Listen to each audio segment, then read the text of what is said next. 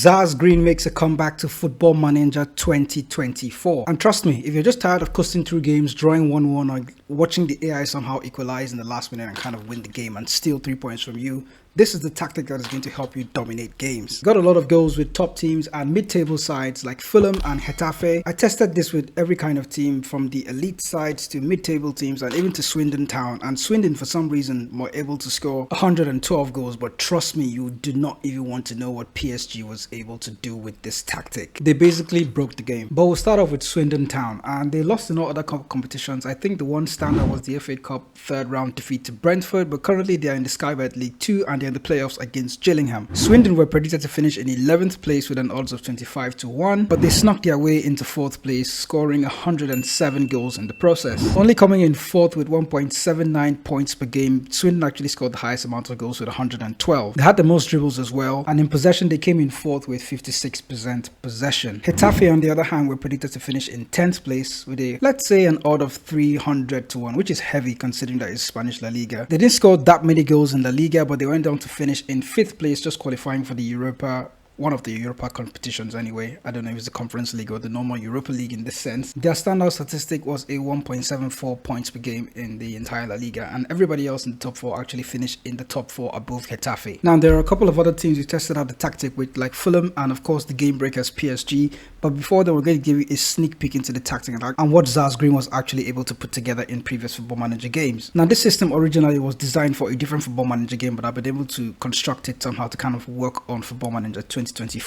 And then looking at the sweeper keeper, he's required to start counter-attacks, but nothing more than that. He's also going to try and cover up the gap between the back 4 and the entire space between them and the goal. ZaZ opts for 2 inverted wing-backs. The famous inverted fullback role hasn't yet been employed here, but the inverted wing-backs are quite good this year as well. And there are only 2 instructions for your 2 inverted wing-backs. They have been asked to shoot less often and to tackle harder. The inverted wing-back on the left and on the right-hand side. The ball-playing defenders are a fun one this year. They're the kind of people that would tend to get forward, whether you ask them to get forward or not. But in this ZaZ Green 5.0 tactic, they have been asked to dribble more, shoot less often, stay wider to try and cover up that space vacated by the inverted wing-backs, and of course they are supposed to tackle harder as well. I noticed that tackling harder is quite risky in this game because you will get red cards, and when you get red cards, it's quite destructive as to how your team is going to play. I've been in situations where I got a red card and then I know that the game was just done. So in case you do have trouble with red cards, you can go on to disable the tackle harder instruction. Now, looking at the roaming playmaker on support duty, he's going to be your DM and kind of like the prime creator for the side, and then everybody else to me is an attacker in this system. So the roaming playmaker is going to dribble more, shoot less often. He's going to move into channels as well and tackle harder. Now, the move into channel instruction kind of invites everyone to take advantage of the space vacated by your false 9 up front, but we'll get to him much later in the video. Now, a central midfield pairing that I've enjoyed in previous Football Manager games, even especially in Football Manager 2017, is the central midfielder on attack versus central midfielder on attack pairing. Now, these two guys, although they've been asked to do the exact same thing as well, they are going to take more risks, dribble more, shoot less often, move into channel and tackle harder, but they're going to try to take advantage of the space vacated by the false 9. They will also not behave in exactly the same way. So in the way Football Manager 2024 works, it's down to the player that you do have in the role. Now, when I was playing with this tactic hands-on, I did have a player in Moises Caicedo and Rodrigo de Paul for Atletico Madrid, and they kind of play the role differently. So it doesn't really matter if you have 2 players playing in the same exact role. They will tend to behave differently and tend to operate differently with how the tactic goes. So technically, what I'm telling you about the system, when you go on to play with this tactic, you will have a different experience, but most of the time you would also go on to have goals and dominate games as much as tactic allows you to do so. Now, the inside forwards are just as crucial to how this tactic goes on to play out, and the inside forward on the left hand side has been asked to shoot less often, sit narrower and tackle harder. On the right hand side, it has the same instructions, so you can just go on to replicate that on both sides. They also, like the central attacking midfielders, will try to take advantage of the space vacated by this false 9. Now, for the false 9, he's going to be like the prime creator in the side. You can see that the false 9 alongside the roaming playmaker, both of these players are on support duty, but the roaming playmaker is going to get ahead and try to also to some extent take advantage of that space by the false 9, but he's not going to get into the box as often. But the false 9, on the other hand, you can see his instruction has been asked to take more risks. He's also going to move into the channel, so there's going to be a lot of movement with everybody else there, but it's crucial for him to not actually be in the box all the time, so there can be space for somebody else to actually get into that space and exploit that. That's why you're going to see a lot of goals coming out from everybody in central midfield, in inverted winger on the flanks, and then players from all over, even the inverted wing back in Ashraf Hakimi, because that's the PSG guy that actually went on to score an amazing goal. So for the team instructions, I'm going to start from out of possession first. And when your team is out of possession, you're going to have a standard defensive line, and then the team is going to go for the high press and try to engage the opposition. They're also trigger pressing much more often and then try to prevent that short keeper distribution. And they're going to try to compress the field with a step up more instruction, and of course force the opposition to go out wide and then try to defend from the wide areas. Now when your goalkeeper is in possession, he's expected to roll the ball out to anybody that is in front of him. For an attacking system, you're going to want to counter the opposition and try to take advantage of the space that they vacate when you go on to win possession. And of course when the team loses possession, they will try to counter press and force the opposition to lose possession. Now when the team is in possession, they're going to try to play out from the back, then they're going to rush things, and they're going to play with walk the ball into the box instructions. And of course, if you don't have a tall striker, you could benefit from the low crosses that is here selected, and the tempo for this system is extremely high. So it just says higher, but yeah, trust me, it's extremely high. Passing directness remains the same in slightly shorter, and the mentality is positive for this system. Now PSG, they got knocked out from the French Cup by Nantes and from the Champions League by Newcastle.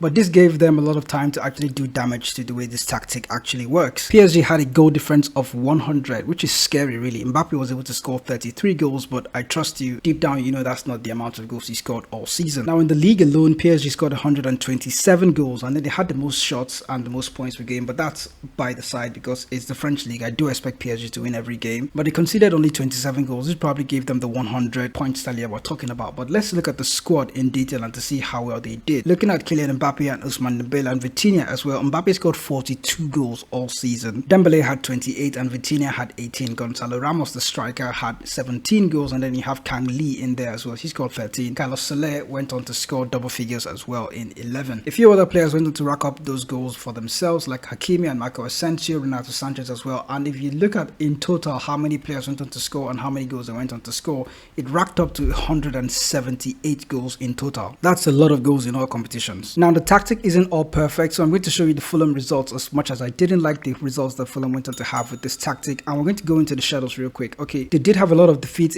particularly a 7-1 defeat against Liverpool, and Liverpool are one of the tough teams. So if you go in as Fulham and you're playing against Liverpool and you go on to kind of expose yourself the way this tactic is going to expose you, you might struggle to actually go on to win games. They did have another heavy defeat against Spurs, but they did go on to have some good wins in there as well. A 4-1 victory over West Ham, a 5-2 victory over Bournemouth, and of course they beat Newcastle by 5-3. So they did have some silver linings as to how the tactic worked out for them. So if you're a mid-table side, you're going to want to be cautious about this system and try not to leave too many gaps at the back, and try to manage the game yourself rather than just leaving it to the assistant. I know that's easier said than done, but you need to find a way to do that. Maybe watching it in comprehensive highlights to try and help you. And another thing, you will not always be able to stop all the goals that you concede, but you can try to reduce the amount of goals that you concede when you try to be a bit more cautious with your defense and try to observe the match and see where the opposition is trying to break you down from, and use opposition instructions to your advantage to try and deal with that. Now speaking of opposition instructions, you can ask your system manager to apply the opposition instructions, and then you go on to watch how the game goes and try to tweak it yourself. But in case you're confused about opposition instructions and how they work in Football Manager, I'm going to attach a link in the description so you can go on to check out the video about opposition instructions and try to understand how you can go about applying them yourself, or to some extent the logic behind how the assistant manager is actually applying the opposition instructions to the opposition players. So if you do want to check out that video, you can watch it immediately after this one. And if you did enjoy this video, do let me know what you think about the ZaZ Green tactic. It's a 4-3 system like we mentioned before. Now I'm a huge fan of the 4-3. It's one of my favorite shapes, but if you're not careful, it somehow can be blunt up front and you don't know how to actually go about it. But the ZaZ Green 5.0 FM24 tactic will actually blow teams away, and depending on the team that you're using, if you're using a solid team that is kind of elite level, you will get a lot of goals with this system and you will dominate games a lot. So I'll see you in the next video.